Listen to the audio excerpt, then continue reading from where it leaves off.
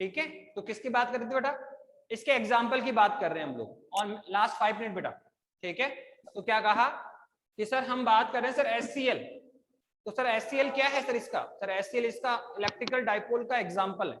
क्यों? क्यों sir? Electrical dipole की कंडीशन देखो सर आप क्या है सर, क्या होना चाहिए सर? आवेश परिमाण में समान होना चाहिए।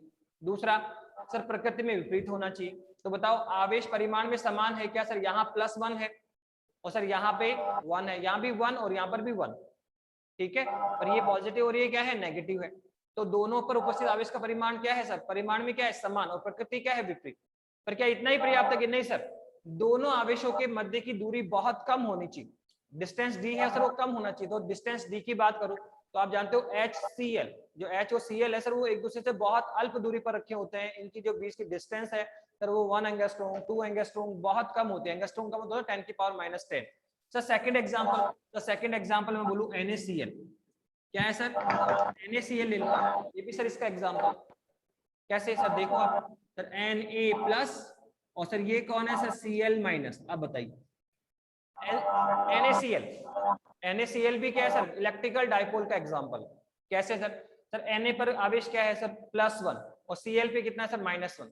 तो दोनों आवेश परिमाण में क्या है? समान, प्रकृति में क्या है? विपरीत, और दोनों के बीच की जो डिस्टेंस है वो भी बहुत कम है। तो कुल मिला के HCl भी कौन है? इलेक्ट्रिकल डाइपोल, और NaCl भी कौन है? Electrical dipole. ऐसे बहुत सारे इलेक्ट्रिकल डाइपोल आप सर्च कर सकते हैं, बस कंडीशन पता होनी चाहिए।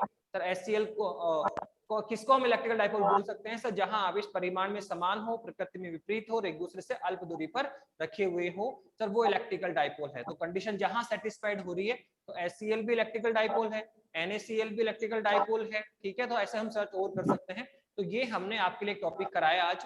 क्या सर बता दिया आपने? विद्युत बल रेखाएं क्या है, उनकी प्रॉपर्टीज डिस्कस की, और एक टॉपिक और करा दिया सर, विद्युत द्विध्रुव से क्या समझते हो और द्विध्रुव आघूर्ण किसे? तो विद्युत द्विध्रुव कौन है सर? परिमाण में समान तथा प्रकृति विपरीत आवेशों का युग्म जो कि एक दूसरे से अल्प दूरी पर रखे होते हैं सर, विद्युत द्विध्रुव कहलाता है।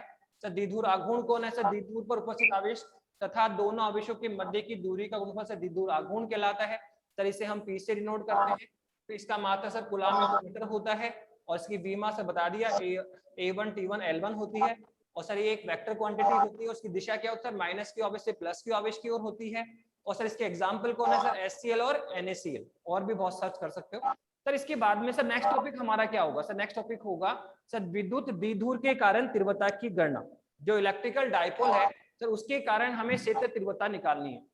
तो सर कहाँ निकालोगे? तो टॉपिक होगा विद्युत द्विध्रुव के कारण अक्ष पे तीव्रता। सेकंड टॉपिक होगा विद्युत द्विध्रुव के कारण निरक्ष पे तीव्रता।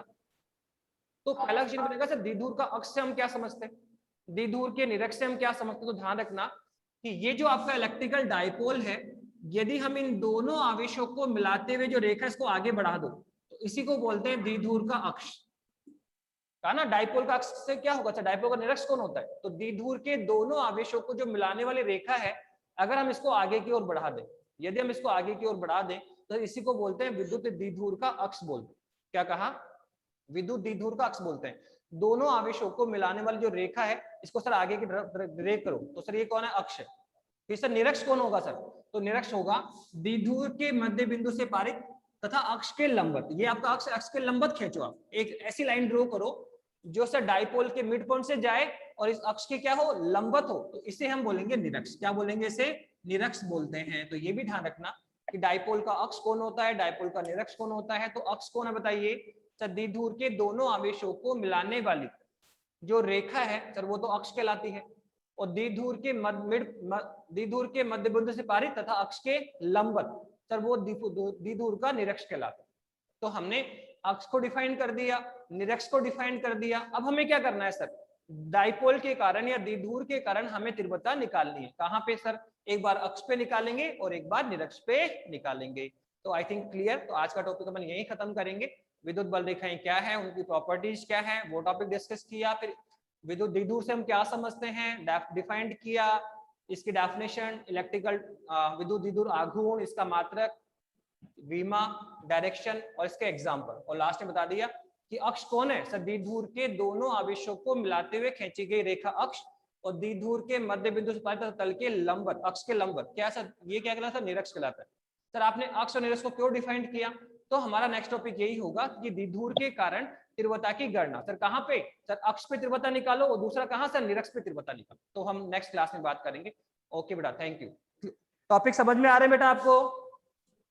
टॉपिक समझ में आ रहे हैं क्या आपको? Yes sir. ठीक है बेटा ना, स्टडी कंटिन्यू रखना, नोट्स प्रॉपर बनाते रहना, ठीक है, और बुक के एग्जाम्पल करते रहना बेटा। Yes sir. थैंक यू बेटा, थैंक यू।